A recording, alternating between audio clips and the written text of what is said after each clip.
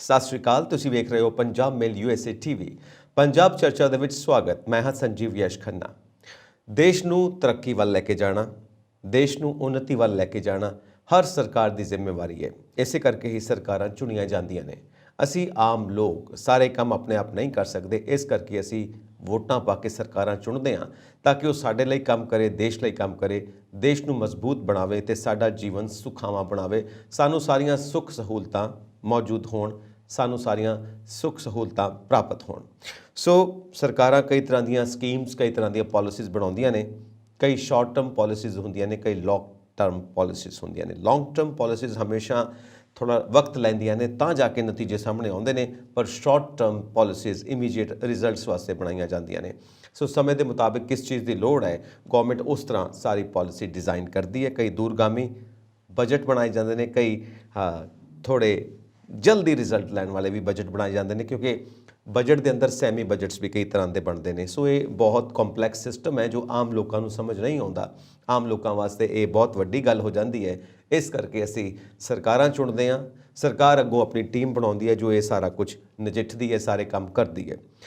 ਜਨਤਾ ਨੂੰ ਰਿਜ਼ਲਟ ਚਾਹੀਦੇ ਹੁੰਦੇ ਨੇ ਕਿ ਸਾਡੇ ਜੀਵਨ ਦੇ ਉੱਤੇ ਕੀ ਪ੍ਰਭਾਵ ਪੈ ਰਿਹਾ ਇਹਨਾਂ ਸਕੀਮਸ ਦਾ, ਇਹ ਕੀ ਡਿਲੀਵਰ ਕਰ ਰਹੀ ਹੈ ਗੌਰਮੈਂਟ।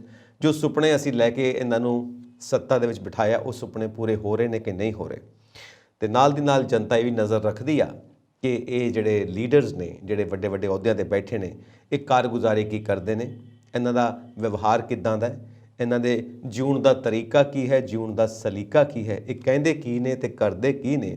ਆਪਸ ਦੇ ਵਿੱਚ ਵੱਖ-ਵੱਖ ਪਾਰਟੀਆਂ ਦੀ, ਵੱਖ-ਵੱਖ ਵਿਰੋਧੀਆਂ ਦੀ ਕਿੰਨੀ ਕੁ ਬਣਦੀ ਹੈ, ਬਿਆਨਬਾਜ਼ੀ ਕਿੱਦਾਂ ਦੀ ਹੁੰਦੀ ਹੈ, ਬਿਆਨ ਬਹਾਦਰ ਕਿੱਡੇ ਕੁ ਵੱਡੇ ਹੁੰਦੇ ਨੇ ਅਤੇ ਕੰਮ ਕਿੰਨਾ ਕਰਕੇ ਦਿਖਾਉਂਦੇ ਨੇ। ਇਹ ਤਮਾਮ ਗੱਲਾਂ ਚੱਲਦੀਆਂ ਰਹਿੰਦੀਆਂ ਨੇ। ਆਏ ਦਿਨ ਅਸੀਂ ਨਿਊਜ਼ਪੇਪਰਸ ਦੇ ਵਿੱਚ ਦੇਖਦੇ ਹਾਂ ਕਿਹਨੇ ਕਿਹਦੇ ਉੱਤੇ ਕੀ ਤੰਜ਼ ਕੱਸ ਦਿੱਤਾ, ਕਿਹਨੇ ਕਿਹਦੇ ਖਿਲਾਫ ਕੀ ਬੋਲ ਦਿੱਤਾ, ਕਿਹਨੇ ਕਿਹਦੀ ਕਿੱਦਾਂ ਲੱਤ ਖਿੱਚੀ, ਕਿਹਨੇ ਕਿੱਦਾਂ ਮਜ਼ਾਕ ਉਡਾਇਆ। ਚਾਹੇ ਉਹ ਇਲੈਕਟ੍ਰੋਨਿਕ ਮੀਡੀਆ ਹੈ, ਚਾਹੇ ਉਹ ਪ੍ਰਿੰਟ ਮੀਡੀਆ ਹੈ, ਹਰ ਪਾਸੇ ਇਹ ਮਾਹੌਲ ਗਰਮ ਹੈ, ਇਹ ਸਿਆਸਤ ਗਰਮ ਹੈ। ਅਤੇ ਆਮ ਜਨਤਾ, ਆਮ ਲੋਕ ਇਹ ਸੋਚਦੇ ਨੇ ਕਿ ਸਾਡੇ ਵਾਸਤੇ ਕੁਝ ਕਰਦੇ ਨੇ ਕਿ ਨਹੀਂ ਕਰਦੇ। ਇਹਨਾਂ ਕੋਲ ਵਕਤ ਹੈ ਸਾਡੇ ਬਾਰੇ ਸੋਚਣ ਦਾ? ਇਹ ਤਾਂ ਆਪਣੇ ਬਾਰੇ ਹੀ ਸੋਚਦੇ ਰਹਿੰਦੇ ਨੇ, ਆਪਸ 'ਚ ਹੀ ਲੜਦੇ ਰਹਿੰਦੇ ਨੇ, ਆਪਸ 'ਚ ਹੀ ਗੱਲਾਂ ਕਰਦੇ ਰਹਿੰਦੇ ਨੇ, ਇੱਕ ਦੂਜੇ ਨਾਲ ਬਿਆਨਬਾਜ਼ੀਆਂ ਕਰਦੇ ਰਹਿੰਦੇ ਨੇ। ਸੋ ਇਹ ਕੰਮ ਕਦੋਂ ਕਰਦੇ ਨੇ, ਇਹ ਵੀ ਗੱਲਾਂ ਜਨਤਾ ਚਰਚਾ ਵਿੱਚ ਲੈ ਕੇ ਆਉਂਦੀ ਹੈ। ਸੋ ਸੁਪਨਾ ਹੈ ਸਾਡਾ ਵਿਸ਼ਵ ਗੁਰੂ ਬਣਨ ਦਾ, ਸੁਪਨਾ ਹੈ ਸਾਡਾ $5 ਟ੍ਰਿਲੀਅਨ ਇਕੋਨਮੀ ਦਾ। ਸਾਡੀਆਂ ਕਈ ਯੋਜਨਾਵਾਂ ਨੇ, ਅੰਮ੍ਰਿਤਕਾਲ ਯੋਜਨਾ, ਸਪਤਰਿਸ਼ੀ ਯੋਜਨਾ, ਵਿਸ਼ਵਕਰਮਾ ਯੋਜਨਾ, ਏਕਲਵਯ ਯੋਜਨਾ, ਅਨੰਤ ਯੋਧਿਆ ਯੋਜਨਾ।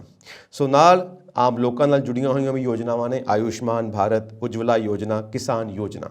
ਸੋ ਇਹ ਯੋਜਨਾਵਾਂ ਦਾ ਕੀ ਰਿਜ਼ਲਟ ਆ ਰਿਹਾ, ਇਹ ਵੀ ਅਸੀਂ ਹਮੇਸ਼ਾ ਦੇਖਣਾ ਚਾਹੁੰਦੇ ਹਾਂ, ਘੋਖਣਾ ਚਾਹੁੰਦੇ ਹਾਂ। ਅਤੇ ਨਾਲ ਦੀ ਨਾਲ ਮੁੱਦੇ ਜਿਹੜੇ ਨੇ, ਮਹਿੰਗਾਈ ਅਤੇ ਬੇਰੁਜ਼ਗਾਰੀ, ਜੋ ਸਿਰ ਕੱਢ ਨੇ, ਸਭ ਤੋਂ ਉੱਤੇ ਨੇ, ਸੁਪਰੀਮ ਨੇ, ਉਹਨਾਂ ਦਾ ਕੀ ਹਾਲ ਹੈ, ਕਿੱਥੇ ਖੜ੍ਹੇ ਨੇ ਇਹ। ਅਤੇ ਗੌਰਮੈਂਟ ਕਿੱਦਾਂ ਮਦਦ ਕਰ ਸਕਦੀ ਹੈ ਜਨਤਾ ਦੀ, ਜਨਤਾ ਕਿੱਦਾਂ ਮਦਦ ਕਰ ਸਕਦੀ ਹੈ ਗੌਰਮੈਂਟ ਦੀ। ਇਹੀ ਡੈਮੋਕ੍ਰੇਸੀ ਦਾ ਆਧਾਰ ਹੈ। ਦੋਵਾਂ ਦੇ ਵਿੱਚ ਇੱਕ ਸੰਵਾਦ ਹੋਣਾ ਚਾਹੀਦਾ, ਇੱਕ ਡਾਇਲੋਗ ਹੋਣਾ ਚਾਹੀਦਾ ਹੈ। ਅਤੇ ਅੱਜ ਅਸੀਂ ਗੱਲ ਕਰਾਂਗੇ ਕਿ ਇਹ ਸਰਕਾਰਾਂ ਨੇ ਜਿਹੜੀਆਂ, ਉਹਨਾਂ ਨੂੰ ਕੀ ਕਰਨਾ ਚਾਹੀਦਾ ਜੋ ਉਹਨਾਂ ਨੇ ਨਹੀਂ ਕੀਤਾ। ਇਹਨਾਂ ਸਾਰੇ ਮੁੱਦਿਆਂ ਨੂੰ ਹੱਲ ਕਰਨ ਵਾਸਤੇ ਅਤੇ ਸਰਕਾਰਾਂ ਨੂੰ ਕੀ ਕਰਨਾ ਚਾਹੀਦਾ ਹੈ ਇਹਨਾਂ ਸਾਰੇ ਮੁੱਦਿਆਂ ਨੂੰ ਹੱਲ ਕਰਨ ਵਾਸਤੇ। ਸਟੂਡੀਓਜ਼ ਦੇ ਵਿੱਚ ਮੇਰੇ ਨਾਲ ਮੌਜੂਦ ਨੇ political analyst Manjit Singh. Welcome to Punjab ਚਰਚਾ ਮਨਜੀਤ ਜੀ। ਬਹੁਤ ਬਹੁਤ ਧੰਨਵਾਦ ਜਸ ਖੰਨਾ ਜੀ। ਸੋ ਮਨਜੀਤ ਜੀ, ਇਹ ਸਾਰੀਆਂ ਜੋ ਇਸ ਵਕਤ ਸਿਚੁਏਸ਼ਨਸ ਨੇ, ਉਹਨਾਂ ਬਾਰੇ ਮੈਂ ਜ਼ਿਕਰ ਕੀਤਾ ਭੂਮਿਕਾ ਦੇ ਵਿੱਚ। ਤੁਸੀਂ ਵੀ ਸੁਣ ਰਹੇ ਹੋ, ਸਾਡੇ ਸਾਰੇ ਦਰਸ਼ਕ ਵੀ ਸੁਣ ਰਹੇ ਨੇ। ਤੁਹਾਡੀ ਪ੍ਰਤੀਕਿਰਿਆ ਕੀ ਹੈ ਇਹਨਾਂ ਸਾਰੀਆਂ ਸਿਚੁਏਸ਼ਨਸ ਦੇ ਉੱਤੇ? ਇਹ ਤੁਹਾਡੀ ਗੱਲ ਠੀਕ ਹੈ। ਇੱਕ ਲੌਂਗ ਰਨ ਯਾਨੀ ਦੂਰ ਹੰਗਾਮੀ ਪਾਲਿਸੀਜ਼ ਹੁੰਦੀਆਂ ਕਿਸੇ ਵੀ ਸਰਕਾਰ ਦੀਆਂ। ਮੈਂ ਡੈਮੋਕ੍ਰੇਸੀ ਦਾ ਕੀ ਮਤਲਬ ਆ, ਕੀ ਰੋਲ ਆ, ਕੀ ਭੂਮਿਕਾ, ਉਹਦੇ 'ਚ ਨਹੀਂ ਜਾਊਂਗਾ। ਲੇਕਿਨ ਕੁਛ ਹੁੰਦੀਆਂ ਤੁਰੰਤ ਜਿਹੜੇ ਰਾਹਤ ਦੇਣ ਵਾਲੀਆਂ ਪਾਲਿਸੀਜ਼ ਕਿ ਜਿਹਦੇ 'ਚ ਤੁਸੀਂ 10 ਸਾਲ 5 ਸਾਲ ਵੀ ਕਈ ਵਾਰੀ ਇੰਤਜ਼ਾਰ ਨਹੀਂ ਕਰ ਸਕਦੇ। ਜੇ ਤੁਸੀਂ ਆਜ਼ਾਦ ਭਾਰਤ ਵਿੱਚ ਦੇਖੋ ਤਾਂ ਗੱਲ ਬੜੀ ਸਾਫ਼ ਸੀਗੀ ਕਿ ਉਸ ਵੇਲੇ ਇੱਕ mixed economy model Nehru ji ਲੈ ਕੇ ਆਏ। ਭਾਵੇਂ ਉਹ ਰਸ਼ੀਅਨ ਇਨਕਲਾਬ ਦੇ ਪ੍ਰਭਾਵ ਥੱਲੇ ਲੈ ਕੇ ਆਏ, ਭਾਵੇਂ ਉਹ ਇਸ ਲਈ ਲੈ ਕੇ ਆਏ ਕਿ ਸਾਡੇ ਕਾਰਪੋਰੇਟਾਂ ਕੋਲ ਉਸ ਵੇਲੇ ਪੈਸਾ ਹੀ ਇੰਨਾ ਨਹੀਂ ਸੀ ਕਿ ਉਹ ਐਡੀ ਵੱਡੀ ਇਨਵੈਸਟ ਕਰ ਸਕਣ, ਜਿਹੜਾ ਕਿ ਸਰਕਾਰ ਹੀ ਕਰ ਸਕਦੀ ਸੀ। ਜਿਹਦੇ ਫਲਸਰੂਪ ਜਿਹੜੇ ਨੌ ਰਤਨ, ਜਿਸ ਤਰ੍ਹਾਂ ਭਿਲਾਈ, ਹੋਰ ਬੜੇ ਬੜੇ ਸਾਡੇ ਇਹਦੇ 'ਚ ਬਿਜਲੀ 'ਚ, ਹੋਰਨਾਂ 'ਚ ਬਹੁਤ ਸਾਰੇ ਨੌ ਬੜੇ ਬੜੇ ਸਾਡੇ ਇਹ ਜਿਹੜੇ ਪਬਲਿਕ ਸੈਕਟਰ ਬਣੇ। ਇਸ ਵੇਲੇ ਰੇਲਵੇ ਕਿੱਡਾ ਵੱਡਾ ਪਬਲਿਕ ਸੈਕਟਰ ਆ। ਈਵਨ ਸਾਡਾ ਹੋਰ ਟੈਲੀਕਾਮ ਇਹਦੇ ਵਿੱਚ ਪਬਲਿਕ ਸੈਕਟਰ ਅੱਜ ਦੀ ਡੇਟ ਦੇ ਵਿੱਚ ਹੈਗੇ ਆ। ਉਦੋਂ ਇਹ ਪਾਲਿਸੀ ਸੀਗੀ, ਮੈਂ ਅਜੇ ਵੀ ਮੈਨੂੰ ਯਾਦ ਆ ਕਿ ਅਸੀਂ ਕਈ ਵਾਰੀ ਜਦੋਂ GDP ਦਾ ਐਨਾਲਿਸਿਸ ਕਰਦੇ ਸੀਗੇ 60 70 ਦੇ ਵਿੱਚ, ਤੇ ਇੰਜ ਲੱਗਦਾ ਕਿ ਅੱਧਿਓਂ ਵੱਧ ਜਾਂ ਘੱਟੋ ਘੱਟ ਅੱਧੀ ਕੰਟਰੀਬਿਊਸ਼ਨ GDP ਦੀ ਪਬਲਿਕ ਸੈਕਟਰ ਦੀ ਸੀ ਤੇ ਅੱਧੀ ਪ੍ਰਾਈਵੇਟ ਸੈਕਟਰ ਦੀ ਸੀਗੀ। ਇਹਦਾ ਮਤਲਬ ਕਿ ਪਬਲਿਕ ਸੈਕਟਰ ਕਾਫੀ ਵੱਡੇ ਰੂਪ ਦੇ ਵਿੱਚ ਇੱਕ ਵੱਡੀ ਇਕਨੋਮੀ ਦੇ ਤੌਰ ਤੇ ਇੱਥੇ ਰੂਟ ਲੈ ਚੁੱਕਾ। ਉਹ ਇੱਕ ਜੀ ਨਹਿਰੂਵੀਅਨ ਪਾਲਿਸੀ ਦਾ ਹਿੱਸਾ ਸੀ। 5 ਈਅਰ ਪਲਾਨ ਹੁੰਦੀ ਸੀ, ਪਲੈਨਿੰਗ ਕਮਿਸ਼ਨ ਸੀ, ਉਹਦੇ ਵਿੱਚ ਹਰ ਕਿਸਮ ਦੇ ਮੈਂਬਰ ਹੁੰਦੇ ਸੀ। ਉਹਦੇ ਚ ਲਾਅ ਤੋਂ ਲੈ ਕੇ ਸੋਸ਼ੀਓਲੋਜਿਸਟ ਲੈ ਕੇ ਇਨ ਐਨੀ ਕੇਸ ਇਕਨੋਮਿਸਟ ਸੀਗੇ, ਪੋਲੀਟੀਕਲ ਸੀਗੇ, ਹੋਰ ਅਲੱਗ-ਅਲੱਗ ਸਮੁਦਾਇ ਦੇ ਰਿਪਰੈਜ਼ੈਂਟੇਟਿਵ, ਤੇ ਵੱਡਾ ਪਲੈਨਿੰਗ ਕਮਿਸ਼ਨ ਬਣਦਾ ਸੀ। ਉਹ ਸਾਰੇ ਦਾ ਸਾਰਾ ਹੌਲੀ-ਹੌਲੀ ਡਿਸਮੈਂਟਲ ਹੋ ਗਿਆ, ਨੀਤੀਯੋਗ ਬਣ ਗਿਆ ਜੀ। ਨੀਤੀਯੋਗ ਦਾ ਮਤਲਬ ਹੈ ਜੋ ਕੈਬਨਿਟ ਕੋਈ ਫੈਸਲੇ ਕਰੂਗੀ, ਅਪੈਰੈਂਟਲੀ ਤੇ ਨੀਤੀ ਇਹ ਹੈ ਕਿ ਉਹ ਦੱਸੂਗੀ, ਪਰ ਅਸਲ ਚ ਉਹ ਦੱਸਣ ਦੀ ਜਗ੍ਹਾ ਜੋ ਕੈਬਨਿਟ ਕਹਿੰਦੀ ਕਿ ਅਸੀਂ ਇੰਜ ਕਰਨਾ, ਉਹਦੇ ਮੁਤਾਬਕ ਨੀਤੀ ਨੂੰ ਉੱਥੇ ਉਹਦੇ ਲਈ ਅੰਕੜੇ ਇਕੱਠੇ ਕਰਨੇ, ਹੋਰ ਕਰਨੇ, ਉਹ ਇੱਕ ਫੀਡਬੈਕ ਦਾ ਬਣ ਗਈ, ਜਾਣੀ ਥੱਲੇ ਲੱਗਣ ਵਾਲਾ ਹੋ ਗਿਆ ਕੰਮ। ਦੂਜੇ ਪਾਸੇ ਉਦੋਂ ਜੇ ਤੁਸੀਂ 50 60 70s ਦੇ ਵਿੱਚ ਦੇਖੋ ਕਿ ਲਾਰਜਲੀ ਪੋਲਿਟਿਕਸ ਐਟ ਕਮਾਂਡ ਹੈਗੀ, ਤਾਂ ਹੀ ਤੇ ਇੰਜ ਚੱਲਦਾ ਸੀ, ਕਿਉਂਕਿ ਰਾਜਨੀਤੀ ਜਿਹੜੀ ਪਾਰਟੀ ਜਾਂ ਸਰਕਾਰ ਆ ਉਹ ਆਪਣੀ ਕਮਾਂਡ ਦੇ ਵਿੱਚ ਹੈਗੇ ਆ। ਉਦੋਂ ਬਗੈਰ ਕਾਰਪੋਰੇਟ ਵੀ ਉਹਨਾਂ ਦੇ ਮਤਹਿਤ ਸੀਗੇ, ਹੋਰ ਵੀ ਮਤਹਿਤ ਸੀ, ਹਾਲਾਂਕਿ ਇੰਨੇ ਮਤਹਿਤ ਨਹੀਂ ਹੈ ਜਿੰਨੇ ਆਰਡੀਨਰੀ ਅਸੀਂ ਲੋਕ ਹੁੰਨੇ ਆ ਜਾਂ ਛੋਟੇ ਕਾਰੋਬਾਰੀ ਹੁੰਦੇ ਆ, ਪਰ ਫਿਰ ਵੀ ਉਹ ਐਉਂ ਨਹੀਂ ਸੀ ਕਿ ਸਿਰ ਤੇ ਚੜ ਕੇ ਨੱਚਦੇ ਸੀਗੇ। ਹੁਣ ਇਹ ਜਿਹੜਾ 80ਵਾਂ ਵਾਲਾ ਦਹਾਕਾ ਆਇਆ ਤੇ 80ਵਿਆਂ ਦੇ ਅਖੀਰ ਚ ਜਦੋਂ ਕ੍ਰਾਈਸਿਸ ਸ਼ੁਰੂ ਹੋ ਗਿਆ, ਕਿ ਜਿਹਨੂੰ ਕਹਿੰਦੇ ਸੀਗੇ ਹਿੰਦੂ ਰੇਟ ਆਫ ਗਰੋਥ ਫਲਾਨਾ ਟਮਕਾਣਾ, ਬੜਾ ਸਲੋ ਗਰੋਥ ਆ ਜੀ, 3% GDP ਦੀ ਗਰੋਥ ਹੈਗੀ ਆ, 3.5% ਆ, ਇਹਦੇ ਨਾਲ ਤੇ ਫਿਰ ਸੰਕਟ ਇੰਨਾ ਹੋ ਗਿਆ। ਫਿਰ ਸੋਨਾ ਜਦੋਂ 91 92 ਨਰਸਿਮਹਾ ਸਰਕਾਰ ਵੇਲੇ, ਮੇਰਾ ਖਿਆਲ ਉਦੋਂ ਹੀ ਇਹ ਫਾਈਨੈਂਸ ਮਿਨਿਸਟਰ ਸੀਗੇ, ਆਪਣੇ ਜਿਹੜੇ ਪ੍ਰਧਾਨ ਮੰਤਰੀ ਬਾਅਦ ਵਿੱਚ ਡਾਕਟਰ ਮਨਮੋਹਨ ਸਿੰਘ, ਉਹਨਾਂ ਨੇ ਸੋਨਾ ਬਾਹਰ ਭੇਜਣਾ ਪਿਆ, ਉਹਦੇ ਅਗੇਂਸਟ ਲੋਨ ਮਿਲਿਆ, ਦੇਸ਼ ਨੂੰ ਇਕਨੋਮੀ ਚੋਂ ਕੱਢਿਆ। ਜਾਣੀ ਇਹ ਜਿਹੜਾ ਅੱਜ ਅਸੀਂ ਸਾਰਾ ਕੁਝ ਫੁੱਲ ਬਲੂਮ, ਪੂਰੀ ਬਹਾਰ ਤੇ ਪੂਰੇ ਵਿਕਾਸ ਤੇ ਪੂਰੇ ਫਲਾਅ ਚ ਦੇਖ ਰਹੇ ਹਾਂ, ਫੁੱਲ ਬਲੂਮ ਜਿਹਨੂੰ ਕਹਿੰਦੇ ਆ, ਜਿਹਨੂੰ ਕਹਿੰਦੇ ਨਵ ਆਧਾਰਵਾਦੀ ਨੀਤੀ, ਇਹਦਾ ਬੂਟਾ ਮਨਮੋਹਨ ਸਿੰਘ ਤੇ ਉਹਨਾਂ ਦੇ ਖਾਸਮ ਖਾਸ ਯਾਰ ਆਹਲੂਵਾਲੀਆ ਜੀ ਨੇ ਲਾਇਆ। ਆਹਲੂਵਾਲੀਆ ਪਲੈਨਿੰਗ ਕਮਿਸ਼ਨ ਦੇ ਹੈੱਡ ਹੁੰਦੇ ਸੀਗੇ ਤੇ ਚੇਅਰਮੈਨ ਤੇ ਕੁਦਰਤੀ ਆ ਪ੍ਰਧਾਨ ਮੰਤਰੀ ਹੀ ਹੁੰਦੇ ਆ। ਤਾਂ ਇਹ ਰਲ ਕੇ ਇਹਨਾਂ ਨੇ ਇਹ ਇਕਨੋਮਿਕ ਪਾਲਿਸੀ ਜਿਹੜੀ ਅੱਜ ਅਸੀਂ ਫਾਲੋ ਕਰ ਰਹੇ ਹਾਂ, ਉਹਨਾਂ ਨੇ ਤੈਅ ਉਦੋਂ ਕੀਤੀ। ਉਹਦਾ ਰਿਜ਼ਲਟ ਇਹ ਨਿਕਲਿਆ ਕਿ ਹੌਲੀ ਹੌਲੀ ਹੌਲੀ ਖਿਸਕਦੇ ਪਿਛਲੇ 30 ਸਾਲਾਂ ਚ ਸਾਡੇ ਤੇ ਕਾਰਪੋਰੇਟ ਭਾਰੀ ਹੋ ਗਏ, ਪੋਲਿਟਿਕਸ ਤੇ ਵੀ, ਸਮਾਜ ਤੇ ਵੀ, ਹਰ ਇੱਕ ਚੀਜ਼ ਦੇ ਵਿੱਚ। ਤੇ ਹੁਣ ਉਹ ਤੈਅ ਕਰਦੇ ਆ ਕਿ ਲੋਕਾਂ ਨੂੰ ਕੀ ਦੇਣਾ। ਤੁਹਾਡੀ ਮਰਜ਼ੀ ਨਾਲ ਨਹੀਂ ਤੁਹਾਨੂੰ ਕੁਝ ਮਿਲੂਗਾ, ਜੋ ਤੁਹਾਡੇ ਆ ਕੇ ਤੁਹਾਨੂੰ ਫੜਾ ਦਿੱਤਾ ਜਾਊਗਾ, ਜੋ ਤੁਹਾਡੇ ਸਾਹਮਣੇ ਬਾਹਰ ਰੱਖਿਆ ਜਾਊਗਾ, ਉਹ ਤੁਹਾਨੂੰ ਲੈਣਾ ਪਊਗਾ।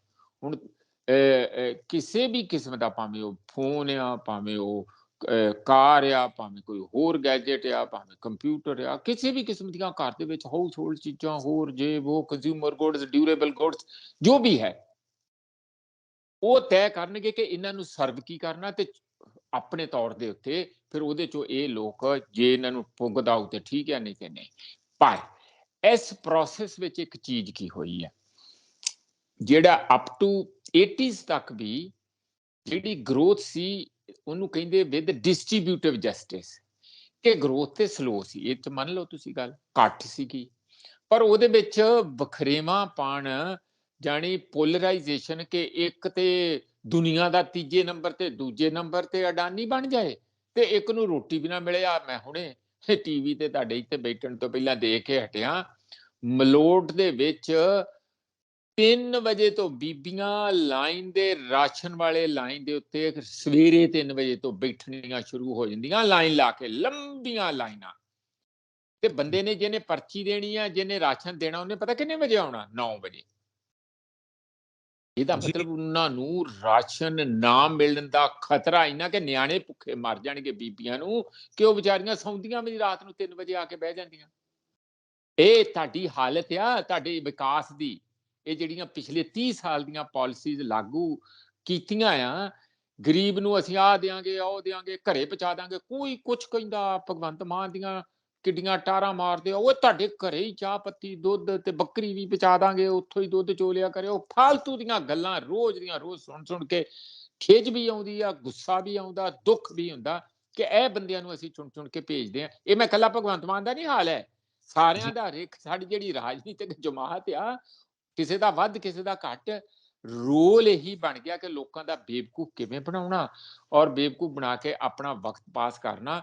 ਤੇ ਜਦ ਤੱਕ ਇੱਕ ਵਾਰੀ ਜਿਹੜਾ ਰਾਜ ਕਰ ਲਿਆ, ਫਿਰ ਇੰਤਜ਼ਾਰ ਕਰਨੀ ਆ ਕਿ ਮਗਰੋਂ ਦਾ ਕਦੋਂ ਲੱਗੂ। ਉਹ ਉਸੇ ਪਾਰਟੀ 'ਚ ਲੱਗਦਾ ਤੇ ਵਾਹਵਾ ਭਲੀ, ਨਹੀਂ ਤੇ ਕਿਸੇ ਨਾਲ ਦੇ ਤੇ ਗੱਡੀ ਤੇ ਚੜ ਜਾਓ।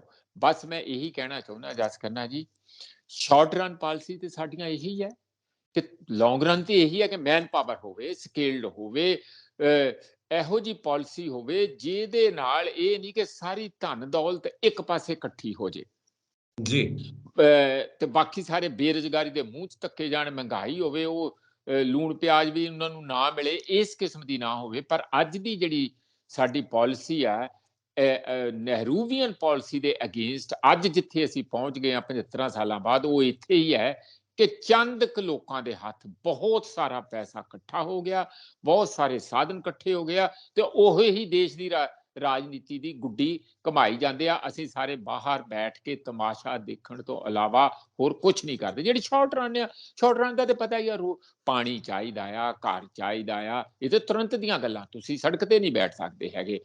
ਪੜ੍ਹਾਈ ਚਾਹੀਦੀ ਹੈ, ਰੋਜ਼ ਦੀ ਗੱਲ, ਇਹਨੂੰ ਤੁਸੀਂ ਇੰਤਜ਼ਾਰ ਨਹੀਂ ਕਰ ਸਕਦੇ। ਪਰ ਇਹ ਤੁਸੀਂ ਦੇਖ ਲਓ ਕਿ ਹਾਲਤ ਜਿਹੜੀਆਂ ਸ਼ਾਰਟ ਰਨ ਵਾਲੀਆਂ ਵੀ ਗੱਲਾਂ ਹੈਗੀਆਂ, ਖਾਣਾ ਪਾਣੀ, ਜਾਣੀ ਜਿਹਨੂੰ ਕੁੱਲੀ ਗੁੱਲੀ ਜੁੱਲੀ ਕਹਿੰਦੇ ਆਪਾਂ, ਇਹ ਸਾਰੀਆਂ ਚੀਜ਼ਾਂ ਵੀ ਅਜੇ ਤੱਕ ਪੜ੍ਹਾਈ ਘੱਟੋ ਘੱਟ ਆਪਾਂ ਪੂਰੇ ਦੇਸ਼ ਨੂੰ ਨਹੀਂ ਪੜ੍ਹਾ ਸਕੇ। ਕੀ ਸਾਡੇ ਕਿੱਥੇ ਆ, ਕੀ ਹਾਲਤ ਹੈ ਸਾਡੀ, ਕਿੰਨੀ ਕਿ ਸਾਨੂੰ ਉਹਨਾਂ ਲੋਕਾਂ ਨੂੰ ਕਾਹਦੀ ਆਜ਼ਾਦੀ ਮਿਲੀ ਹੈ ਜਿਹੜੇ ਅਜੇ ਪੜ੍ਹੇ ਹੀ ਨਹੀਂ। ਉਹ ਤੇ ਅਜੇ ਵੀ ਅੰਗਰੇਜ਼ਾਂ ਵੇਲੇ ਸਮੇਂ 'ਚ ਹੀ ਰਹਿ ਰਹੇ ਆ। ਇਸ ਲਈ ਜ਼ਿੰਮੇਵਾਰੀ ਜਿਹੜੀ ਲੈਣੀ, ਮੈਂ ਇੱਕ ਲਾਸਟ ਗੱਲ ਕਹੂੰਗਾ ਜਿਹੜੀ ਮੇਰੇ ਮਨ ਦੀ ਆ, ਇਹ ਤੇ ਆ ਤੁਹਾਡੇ ਸਵਾਲਾਂ ਦਾ ਜਵਾਬ। ਮੇਰੇ ਮਨ ਦੀ ਗੱਲ ਇਹ ਆ ਕਿ ਜਦ ਤੱਕ ਭਾਵੇਂ ਉਹ ਡੈਮੋਕ੍ਰੇਸੀ ਹੋਵੇ, ਭਾਵੇਂ ਉਹ ਜੀਵਨ ਵੈਸੇ ਹੀ ਹੋਵੇ, ਬਿਨਾਂ ਡੈਮੋਕ੍ਰੇਸੀ ਦਾ ਹੋਵੇ, ਜਦ ਤੱਕ ਜਸ ਖੰਨਾ ਜੀ ਲੋਕਾਂ ਨੂੰ ਮੋਰਲ ਐਜੂਕੇਸ਼ਨ, ਇੱਕ ਜ਼ਿੰਮੇਵਾਰ ਸ਼ਹਿਰੀ, ਮਿਹਨਤੀ ਸ਼ਹਿਰੀ ਤੇ ਇਮਾਨਦਾਰੀ ਨਾਲ ਰੋਟੀ ਕਿਵੇਂ ਖਾਣੀ ਆ ਕਮਾ ਕੇ, ਉਸ ਦੀ ਆਦਤ ਨਹੀਂ ਪਾਈ ਜਾਂਦੀ ਔਰ ਸਮਾਜ ਦੇ ਅੰਦਰ ਇੱਕ ਇਹੋ ਜਿਹਾ ਸੱਭਿਆਚਾਰ ਪੈਦਾ ਨਹੀਂ ਕੀਤਾ ਜਾਂਦਾ ਕਿ ਜਿਹੜੇ ਵਿਹਲੜ ਹੋਣ ਲੋਕ ਉਹਨਾਂ ਨੂੰ ਨਫ਼ਰਤ ਕਰਨ, ਜੀ ਤਦ ਤੱਕ ਇੱਥੇ ਹੱਲ ਕੋਈ ਨਹੀਂ, ਰਾਜਨੀਤਿਕ ਲੋਕਾਂ ਨੇ ਨਹੀਂ ਕਰਨਾ। ਮੈਂ ਇੱਕ ਐਗਜ਼ਾਮਪਲ ਦੇ ਕੇ ਬੜੇ ਚੰਗੇ ਢੰਗ ਨਾਲ ਇਹ ਗੱਲ ਸਮਝਾ ਦੂੰ, ਮੈਂ ਸ਼ਾਇਦ ਅੱਗੇ ਵੀ ਕਹੀ ਹੋਵੇ। ਮੈਨੂੰ ਇੱਕ ਸਾਡਾ ਦੋਸਤ ਜਾਪਾਨ ਤੋਂ ਆਇਆ ਤੇ ਉਹਨੇ ਆ ਕੇ ਦੱਸਿਆ ਕਿ ਜੇ ਜਾਪਾਨੀ ਵਰਕਰ ਕਿਸੇ ਕਾਰਨ ਕਰਕੇ ਛੁੱਟੀ ਹੋ ਗਈ ਫੈਕਟਰੀ 'ਚ ਤੇ 3 ਵਜੇ ਵਿਹਲਾ ਹੋ ਗਿਆ ਤੇ ਉਹਨੇ ਐਕਚੁਅਲੀ ਰੋਜ਼ ਉਹ 5 ਵਜੇ ਵਿਹਲਾ ਹੋ ਕੇ 6 ਵਜੇ ਘਰ ਪਹੁੰਚਦਾ, ਉਹ ਆਪਣੇ ਘਰ ਨਹੀਂ ਜਾਂਦਾ, ਉਹ ਰਾਹ 'ਚ ਹੀ ਕਿਤੇ ਘੁੰਮਦਾ ਰਹਿੰਦਾ, ਪਾਰਕ 'ਚ ਬੈਠਾ ਰਹਿੰਦਾ, ਚਾਹ ਪਾਣੀ ਪੀਂਦਾ ਰਹਿੰਦਾ ਤੇ ਜਿਹੜੇ ਟਾਈਮ ਰੋਜ਼ ਆਉਣਾ ਉਸੇ ਟਾਈਮ ਹੀ ਆਉਂਦਾ। ਮੈਂ ਕਿਹਾ ਇਹ ਕਿਉਂ ਭਈ? ਕਹਿੰਦੇ ਇਸ ਕਰਕੇ ਕਿ ਗਵਾਂਢੀ ਸੋਚਣਗੇ ਕੰਮ ਛੱਡ ਕੇ ਆ ਗਿਆ, ਵੀ ਵਿਹਲੜਿਆ ਹੈ।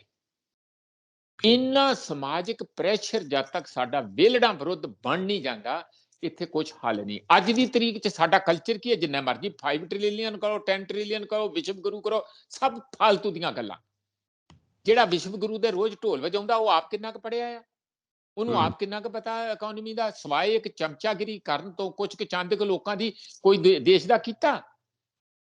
ਇਸ ਲਈ ਇਹ ਗੱਲਾਂ ਐਵੇਂ ਫਾਲਤੂ ਦੀਆਂ ਗੱਲਾਂ, ਲੋਕਾਂ ਨੂੰ ਭਰਮਾਉਣ ਦੀਆਂ ਗੱਲਾਂ, ਲੋਕਾਂ ਦਾ ਬੇਵਕੂਫ ਬਣਾਉਣ ਦੀਆਂ ਗੱਲਾਂ, ਵੋਟਾਂ ਪੈ ਜਾਂਦੀਆਂ ਕਿਉਂਕਿ ਨੈਟਵਰਕ ਤੇ ਪੈਸਾ ਤੇ ਹੋਰ ਤੇ ਬਥੇਰੀ ਰਾਜਨੀਤੀ ਤੇ ਮੀਡੀਆ ਨੂੰ ਖਰੀਦਣਾ ਤੇ ਮੀਡੀਆ ਦੇ ਸਾਰਾ ਐਨਡੀਟੀਵੀ ਖਰੀਦੇ ਹੀ ਲਿਆ ਅਡਾਨੀ ਨੇ, ਤੁਹਾਡੇ ਸਾਹਮਣੇ ਹੀ ਸਾਰਾ ਕੁਝ ਹੋ ਰਿਹਾ, ਕਰਤੀ ਆਵਾਜ਼ ਬੰਦ ਉਹਨਾਂ ਦੀ। ਇਸ ਲਈ ਇਹ ਜਿਹੜਾ ਨਾ ਕੁਛ ਇਹ ਕੋਈ ਸਾਡੇ ਦੇਸ਼ ਲਈ ਉਹ ਜੋ ਅਸੀਂ ਚਾਹੁੰਦੇ ਆ ਕਿ ਇੱਕ ਸਮਾਜ ਇਹੋ ਜਿਹਾ ਹੋਵੇ ਜਿੱਥੇ ਸਮਾਜ ਦੇ ਅੰਦਰ ਹੀ ਰੋ ਰੀਤਾਂ ਰਸਮ ਰਿਵਾਜ ਇਹੋ ਜਿਹੇ ਹੋਣ ਕਿ ਬੁਰਾਈ ਨੂੰ ਬੁਰਾ ਕਿਹਾ ਜਾਏ, ਅੱਛਾਈ ਨੂੰ ਸਪੋਰਟ ਕੀਤਾ ਜਾਏ, ਤਾਂ ਕਿ ਬੁਰਾਈ ਕੋਈ ਕਰੇ ਹੀ ਨਾ ਪਾਏ ਸਮਾਜਿਕ ਪ੍ਰੈਸ਼ਰ ਦੇ ਥੱਲੇ। ਉਹ ਅਸੀਂ ਕਿਤੇ ਨਾ ਕਿਸੇ ਨੂੰ ਕਹਿੰਦੇ ਆ, ਉਹ ਦਿਨ ਬਦੇਣੀ ਘੜੇ ਤੋਂ ਜਿਹੜੀ ਚੱਪਣੀ ਚੱਕੀ ਜਾ ਰਹੀ ਆ, ਮਤਲਬ ਦਿਨ ਬਦੇਣੀ ਤੁਹਾਡੇ ਘਰ ਸਾਰਾ ਸਾਹਮਣੇ ਐਕਸਪੋਜ਼ਰ ਦਿਖ ਰਿਹਾ।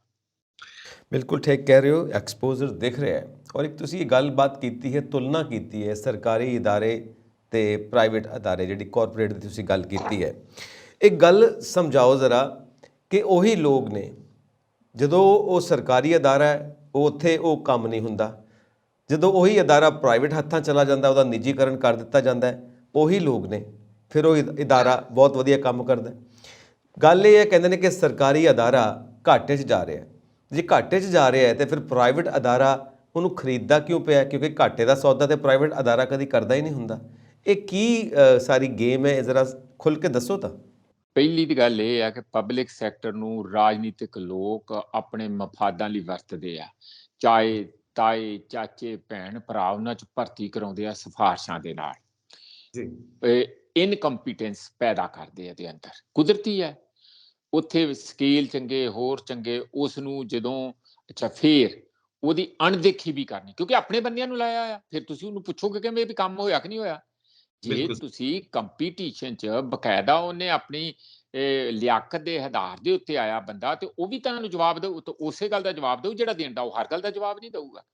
SBI ਕਿਉਂ ਸ਼ੇਅਰ ਖਰੀਦੂਗੀ ਜੀ? ਜੇ ਉਹ ਬੰਦਾ ਤਕੜਾ ਹੋਵੇ, ਮੇਰੇ ਜੋ ਕੌਣ ਆ ਤੁਸੀਂ, ਪ੍ਰਧਾਨ ਮੰਤਰੀ ਹੋਗੇ ਪਰ ਤੁਸੀਂ ਬੈਂਕ ਦੇ ਵਿੱਚ ਇੰਟਰਫੀਅਰ ਨਹੀਂ ਕਰ ਸਕਦੇ। RBI 'ਚ ਕਿਉਂ ਕੋਈ ਵੀ ਕਿਸੇ ਕਿਸਮ ਦਾ ਇੰਟਰਫੀਅਰ ਕਰੂਗਾ? ਬਈ ਲੋਕਾਂ ਦਾ ਪੈਸਾ ਨਹੀਂ, ਉਹ ਲੋਕਾਂ ਸਾਰੇ 140 ਕਰੋੜ ਲੋਕਾਂ ਦੇ ਭਵਿੱਖ ਦਾ, ਉਹਨਾਂ ਦੇ ਸੁਪਨਿਆਂ ਦੀ ਉੱਥੇ ਇੱਕ ਜਿੰਦ ਜਾਨ ਆ, ਉੱਥੇ ਵੀ ਇੰਟਰਫੀਰੈਂਸ। ਇਸ ਕਰਕੇ ਪੋਸੀਬਲ ਤਾਂ ਆ ਕਿਉਂਕਿ ਤੁਸੀਂ ਪਬਲਿਕ ਸੈਕਟਰ ਨੂੰ, ਇਹ ਸਾਡੇ ਪੋਲੀਟੀਕਲ ਲੋਕ ਪਹਿਲਾਂ ਘੁਣ ਵਾਂਗੂ ਖਾ ਜਾਂਦੇ ਆ, ਫਿਰ ਕੋਈ ਜਵਾਬਦੇਹੀ ਤੈਅ ਨਹੀਂ ਹੁੰਦੀ, ਇਨਕੰਪੀਟੈਂਸ ਹੁੰਦੀ ਆ, ਉਹ ਥੱਲੇ ਜਾਣ ਲੱਗਦਾ। ਤੇ ਉਹਦੇ ਚ ਕੀ ਕਰਦੇ ਆ ਕਿ ਕਾਫੀ ਸਾਰਾ ਪੈਸਾ ਪਹਿਲਾਂ ਪਾ ਦਿੰਦੇ ਆ, ਪਾ ਕੇ ਤੁਰੰਤ ਉਹਦੀ ਆਕਸ਼ਨ ਕਰ ਦਿੰਦੇ ਆ, ਇਹ ਕਹਿ ਕੇ ਕਿ ਦੇਖੋ ਜੀ ਪਿਛਲੇ 10 ਸਾਲਾਂ ਦੀ ਪਰਫਾਰਮੈਂਸ ਬੜੀ ਦਾ, ਤਾਂ ਕਿ ਜਿਹੜੇ ਪ੍ਰਾਈਵੇਟ ਨੂੰ ਵੇਚਣਾ ਕੌਡੀਆਂ ਦੇ ਭਾਅ, ਤੇ ਨਾਲ ਉਹਨੂੰ ਜਿਹੜਾ ਆ ਰੂੰਗਾ ਕਿ ਬੋਨਸ ਦੇ ਦੇਣਾ, ਕਿ ਪਹਿਲਾਂ ਵੇਚਣ ਤੋਂ ਪਹਿਲਾਂ ਥੋੜਾ ਪੈਸਾ ਪਾ ਦੇਣਾ, ਤਾਂ ਕਿ ਜਿਹੜਾ ਉਹਨਾਂ ਦਾ ਪ੍ਰਾਈਵੇਟ ਵੀਰ ਆ, ਨਿੱਜੀ ਕੋਈ ਯਾਰ ਆ, ਉਹ ਦੁਖੀ ਨਾ ਹੋ ਜੇ ਕਿਤੇ ਜ਼ਿਆਦਾ, ਉਹਨੂੰ ਇੰਜ ਨਾ ਲੱਗੇ ਕਿ ਸਾਰਾ ਗਲੇ ਹੀ ਅੰਬ ਖਰੀਦ ਲਏ ਵੀ ਕੋਈ ਚੰਗੇ ਵੀ ਵਿੱਚ ਹੋਣ। ਇਹ ਸਾਰਾ ਕੁਝ ਤੁਹਾਡੀਆਂ ਅੱਖਾਂ ਦੇ ਸਾਹਮਣੇ ਬੜੇ ਸਿਸਟਮੈਟਿਕਲੀ ਹੁੰਦਾ। ਇੱਕ ਆਪਾਂ ਦੂਜੇ ਪਾਸੇ ਦੇਖੋ, ਉਹੋ ਹੀ ਰੇਲਵੇ ਜਿਹੜੀ ਫਲਾਨਾ ਜੀ ਢਮਕਾਣਾ ਜੀ ਕਰਦੇ ਸੀਗੇ, ਉਹ ਜਦੋਂ ਲਾਲੂ ਰੇਲਵੇ ਮਿਨਿਸਟਰ ਸੀ, ਫਿਰ ਉਹ ਪ੍ਰੋਫਿਟ ਕਿਵੇਂ ਹੋ ਗਈ? ਦੁਨੀਆ ਭਰ ਦੇ ਵਿੱਚ ਲਾਲੂ ਦੇ ਲੋਕ ਲੈਕਚਰ ਕਰਾਉਂਦੇ ਸੀਗੇ, ਵੱਡੇ ਵੱਡੇ ਮੈਨੇਜਮੈਂਟ ਇੰਸਟੀਚਿਊਟ ਉਹਦਾ ਲੈਕਚਰ ਕਰਾਉਂਦੇ ਸੀ, ਵੀ ਕਿਵੇਂ ਹੋ ਗਈ।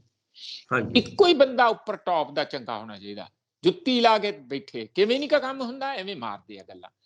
ਜੇ ਤੁਸੀਂ ਆਪ ਹੀ, ਹੁਣ ਆਮ ਆਦਮੀ ਪਾਰਟੀ ਦਾ ਕਿੰਨਾ ਬੋਲਬਾਲਾ ਸੀ ਕਿ ਅਸੀਂ ਭ੍ਰਿਸ਼ਟਾਚਾਰ ਵਿਰੋਧੀ, ਸਾਡਾ ਬੇਸਿਕ ਆਧਾਰ ਹੈਗਾ, ਆ ਦੋ ਟੌਪ ਦੇ ਬੰਦੇ ਅੰਦਰ ਬਹਿ ਕੇ ਜਾ ਕੇ, ਕੱਲ ਨੂੰ ਕੀ ਹੁੰਦਾ ਕੱਲ ਨਹੀਂ ਹੁੰਦਾ, ਪਰ ਬਿਲਕੁਲ ਕੋਈ ਨਾ ਹੋਵੇ ਇਹ ਤੇ ਗੱਲ ਨਹੀਂ ਹੋਈ, ਇੰਨੀ ਕਿਤੇ ਗੱਲ ਪਤਾ ਲੱਗੇ ਹੀ ਗਈ ਹੈ ਸਾਰਿਆਂ ਨੂੰ।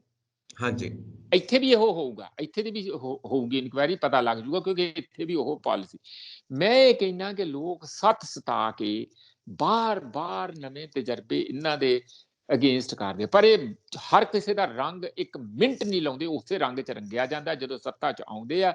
ਇਸ ਕਰਕੇ ਜਸ ਖੰਨਾ ਜੀ, ਪਬਲਿਕ ਸੈਕਟਰ ਦਾ ਕੋਈ ਕਸੂਰ ਨਹੀਂ। ਹੁਣ ਮੈਂ ਨਿੱਕੀ ਗੱਲ ਦੱਸਦੇ ਆ ਤੁਹਾਨੂੰ, ਤੁਹਾਡੇ ਗੱਲ ਦੇ ਜਵਾਬ। ਚੰਡੀਗੜ੍ਹ ਦਾ ਜਿਹੜਾ ਇਲੈਕਟ੍ਰਿਸਿਟੀ ਦਾ ਪਬਲਿਕ ਸੈਕਟਰ ਆ, ਉਹ ਹਰ ਸਾਲ 300 ਤੋਂ ਵੱਧ ਕਰੋੜ ਰੁਪਈਆ ਕਮਾ ਕੇ ਦਿੰਦਾ ਜੀ, ਪ੍ਰੋਫਿਟ 'ਚ ਆ। ਉਹ ਅਡਾਨੀ ਨੂੰ ਦੇ ਰਹੇ ਸੀ ਕਿ ਪਿੱਛੇ ਬਥੇਰਾ, ਮੈਂ ਵੀ ਉਹਨਾਂ ਪ੍ਰੋਟੈਸਟਾਂ ਦੇ ਵਿੱਚ ਗਿਆ, ਅਡਾਨੀ ਨੂੰ ਦੇ ਰਹੇ ਸੀ ਜਾਂ ਪ੍ਰਾਈਵੇਟਾਈਜ਼ ਕਰ ਰਹੇ ਸੀ, ਜੋ ਵੀ ਕਰ ਰਹੇ ਸੀ। ਅਡਾਨੀ ਪਾਵਰ, ਮੇਰਾ ਖਿਆਲ ਉਹਦੇ ਕੋਲ ਟਰਾਂਸਮਿਸ਼ਨ ਕੁਛ ਹੈਗਾ, ਸ਼ਾਇਦ ਉਹਨੂੰ ਦੇ ਰਹੇ ਸੀਗੇ ਜਾਂ ਕਿਸੇ ਹੋਰ ਨੂੰ ਦੇ ਰਹੇ ਸੀ, ਮੇਰਾ ਖਿਆਲ ਦੇ ਵੀ ਦਿੱਤਾ ਫਾਈਨਲੀ।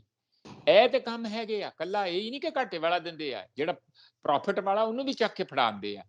ਇਸ ਲਈ ਮੈਂ ਨਹੀਂ ਕਹਿੰਦਾ ਕਿ ਦੇਸ਼ ਦੇ ਵਿੱਚ ਜਿਹੜੇ ਬੰਦੇ ਆ ਉਹ ਨਹੀਂ ਕੰਮ ਕਰਨਾ ਚਾਹੁੰਦੇ, ਪਰ ਤੁਸੀਂ ਕੰਮ ਲੈਣ ਵਾਲੇ, ਸਾਡੇ ਪੰਜਾਬ ਯੂਨੀਵਰਸਿਟੀ ਪਬਲਿਕ ਸੈਕਟਰ ਦੇ ਵਿੱਚ ਹੈਗੀ ਹੈ, ਉਹਦਾ ਵਾਈਸ ਚਾਂਸਲਰ ਐਡਾ ਨਖਿੱਧ ਬੰਦਾ ਕਿ ਤੁਹਾਡੇ ਲਾਗੇ ਖੜਾ ਹੋਵੇ, ਤੁਸੀਂ ਉਹਨੂੰ ਇਹ ਨਹੀਂ ਕਹੋਗੇ, ਤੁਸੀਂ ਇਹੋ ਹੀ ਮੰਨੋਗੇ ਵੀ ਇਹ VC ਤੇ ਨਹੀਂ ਹੋ ਸਕਦਾ, ਹੋਰ ਜੋ ਮਰਜ਼ੀ ਹੋਵੇ, ਭਾਵੇਂ ਗੋਲ ਗੱਪਿਆਂ ਦੀ ਰੇੜੀ ਲਾਉਂਦਾ ਹੋਵੇ।